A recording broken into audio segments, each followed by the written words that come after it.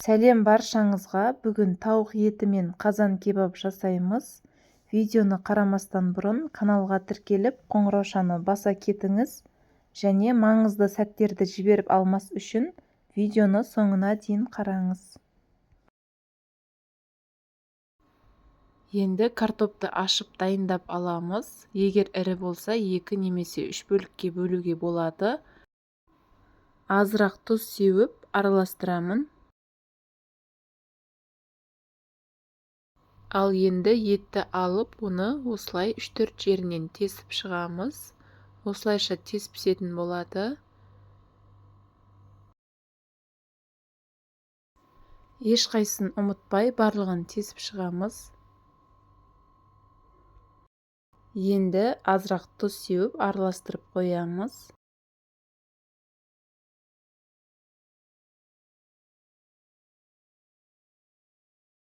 Енді пияз бен сарымсақты да турап аламыз. Пиязды осылай жарты шеңбер етіп кесемін. 2 тісше сарымсақты алып, оны да ұсақтап турап аламыз.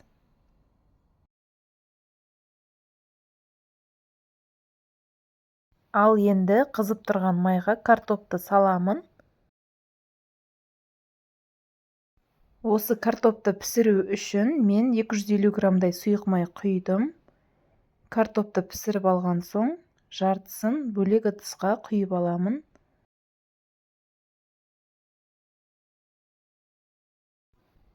Көп араластырмай, осылай пісіп тұрғаны дұрыс. 2 бетін ауыстырып отырып, беті қызарғанша қуырып аламын. Енді картопты басқа ыдысқа сүзіп аламын. Және осы кезде майдың жартысын бөлек кесеге құйып алдым. Ал енді тауықтың етін пісіреміз. Оны да 2 беті қызарғанша жақсылап қуырып аламыз.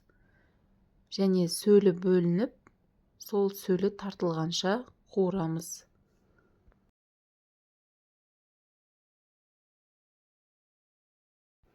Қатты қызып тұрған майда сөлі тартылғанша осылай 5-6 минуттай қуырып алдым. Үстіне пиязды саламын. Пиязды да сарғайғанша 2-3 минуттай қуырып аламыз. Сарымсақты да саламыз.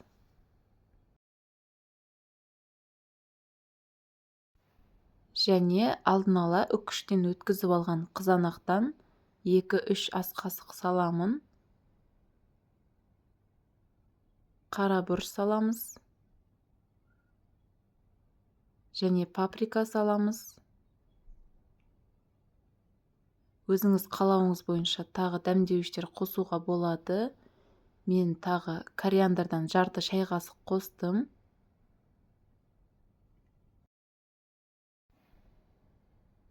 Енді жаңағы қуырып алған картопты бетіне осылай қойып шығамыз.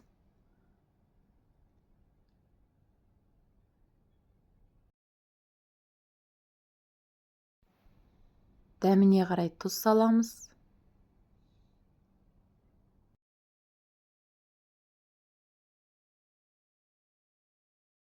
Және жарты стаканға жетпейтін азырақ су құямыз. Қазанның қақпағын жауып 30 минутта баяу отта пісіреміз. Міне дайын болды, өте жұмсақ болып шықты.